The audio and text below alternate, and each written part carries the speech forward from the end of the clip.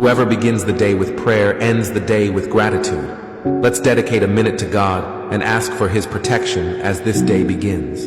Let us pray. Father, as your word says, but seek first His kingdom and His righteousness, and all these things will be given to you as well. Today, Lord, we place our hearts before you, seeking your presence and guidance. We recognize that without you, we are nothing, and without your grace, we cannot face the challenges of this day. We ask, Lord, that you guide us in our choices and actions. May our thoughts be directed by your wisdom and love. Grant us the strength to be instruments of your love and mercy, bringing comfort to those who suffer and joy to those around us.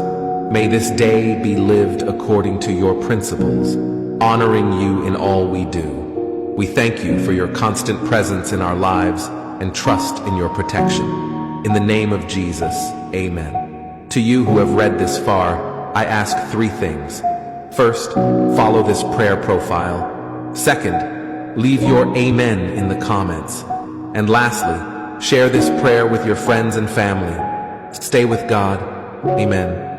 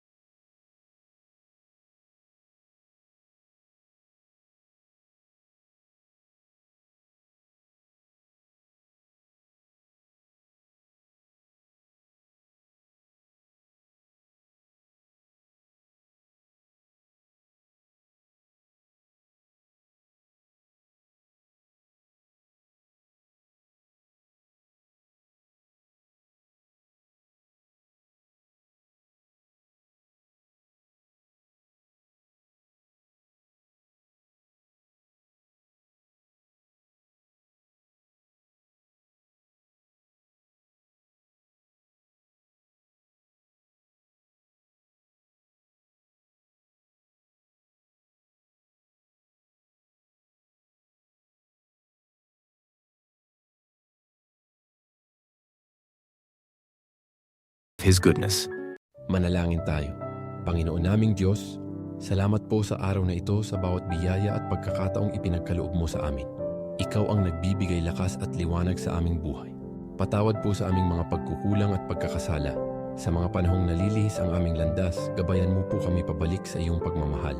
Panginoon, inihahabilin po namin sa iyo ang lahat ng aming alalahanin, takot at pangarap. Ikaw nawa ang manguna sa bawat desisyon at hakbang namin. Tulungan mo kaming maging matatag sa gitna ng mga pagsubok at naway magliwanag kami bilang iyong mga anak sa mundong ito. Salamat po sa iyong pagmamahal na hindi nagmamaliw at sa biyayang patuloy mong ipinagkakaloob. Lahat ng ito ay itinataas namin sa pangalan ng iyong anak si Jesus. Amen. I don't care who's doing better than me. I'm not in competition with anyone else. The only rival I have is the person I was yesterday. Last year, I was different. I've grown, I've learned, I've improved, and that's what truly matters. It's me versus me. Every day, I wake up ready to push myself further. I challenge my limits, striving to be the best version of myself.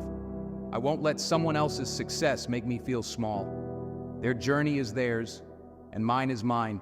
I know where I've come from, and I know where I'm going, so I keep pushing forward, not to be better than anyone else, but to be better than I was.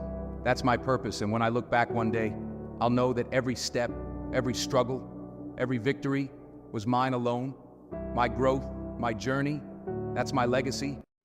Ipagpasalamat natin sa Panginoon ang lahat ng mga biyaya na ibinigay niya sa atin.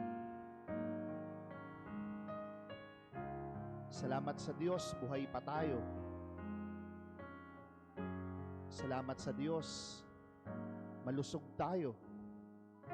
Salamat sa Diyos, bagamat may mga pagsubok, nakakaraos, na itataguyod, hindi sumusuko. Lord God, salamat po sa lahat ng mga biyaya na ibinibigay ninyo sa amin. Tulungan po ninyo kami palagi, gabayan po ninyo kami palagi, ingatan po ninyo kami palagi. Lalo na po yung mga kasama namin na nanghihina, yung mga nawawalan ng pag-asa, lalo na po yung mga may sakit. Gabayan po ninyo kaming lahat at dalhin sa kung saan kami nararapat. Alam po namin na ikaw ang tunay na makapagbibigay ng mga pagpapala. Kaya nga po sa inyo kami umaasa at palaging nananampalataya. Ibuin po ninyo ang aming puso, lalo na kung ito ay nanlalamig, kung ito ay puno ng galit, kung ito ay puno ng masasamang emosyon na bumabalot at kumakain sa amin. Ikaw na po, Panginoon, ang bahala. Hinihiling po namin ito sa iyo sa ngalan ni Kristo, kasama ng Espiritu Santo, magpa sa walang hanggan. Amen. Let us pray to our gracious and loving God. Heavenly Father, I come before you, the Most High God, the King of glory and the Lord of hosts. Panginoon, hinihiling ko po na pagpalain ninyo ang taong nanonood at nakikinig ngayon. Pagkalooban niyo po siya ng mabuting kalusugan. Bigyang tugon ang kanyang mga panalangin ayon sa inyong kalooban. Loobin niyo po na magkaroon ng agarang solusyon ang problemang kanyang kinakaharap, lalo na ang problemang pinansyal at problema sa kanyang karelasyon at mga kaibigan. Ilayo niyo po siya sa tukso ng kasalanan at lahat na uri ng kapahamakan. Panatilihin niyo po sa kanyang puso ang pagkakaroon ng malasakit at pagmamahal sa kapwa, katulad ng kanyang pagmamahal sa inyo na aming iisang Diyos. Ito ay aking hinihiling sa pangalan ni Jesus. Amen. Ako ang tinapay na nagbibigay buhay. Ang lumalapit sa akin ay hindi na magugutom, at ang nananalig sa akin ay hindi na mauuhaw kailanman. Ngunit sinabi ko na sa inyo, nakita na ninyo ko, ngunit hindi pa rin kayo nanalig sa akin. Lalapit sa akin ang lahat ng ibinibigay sa akin ng Ama, at hindi ko itataboy kailanman ang sinumang lumalapit sa akin. Ako'y bumaba mula sa langit, hindi upang gawin ang sarili kong kalooban, kundi ang kalooban niya na nagsugo sa akin. At ito ang kanyang kalooban, ang huwag kong hayaang mapahamak ang kahit isa sa mga ibinigay niya sa akin, kundi buhayin ko silang muli sa huling araw. Sapagkat ito ang kalooban ng aking Ama, na ang lahat ng makakilala at sumampalataya sa Anak ay magkaroon ng buhay na walang hanggan, at sila'y muli kong bubuhayin sa huling araw. Panginoon, sa iyong biyaya kami nananalig, gabayan mo ang aming pamilya sa bawat hakbang ng buhay. Bigyan mo kami ng lakas at liwanag upang patuloy kaming magalak sa iyong pag-ibig. Pagpalain mo ang aming tahanan ng kapayapaan at kasiyahan. Lahat ng miyembro ng pamilya, mula sa mga anak hanggang sa matatanda, ay iyong protektahan at ingatan. Naway lagi kaming magbuklod ng mahigpit sa iyong awa at grasya. Bigyan mo kami ng pananampalatayang walang hanggan, pag-asa na nagpapagaling, at pag-ibig na nag-uugnay sa amin. Tulungan mo kaming maging matatag sa gitna ng mga pagsubok at unos, at sa iyong pangako kami laging kumapit. Naway maging mabuti at totoo ang aming mga salita. Let us pray. Lord, bigyan niyo po ako palagi ng katahimikan. Katahimikan ng puso, isip at buong pagkatao. Sa pananahimik kong ito, hindi po ako malakas. Inaamin ko po sa inyo, Panginoon.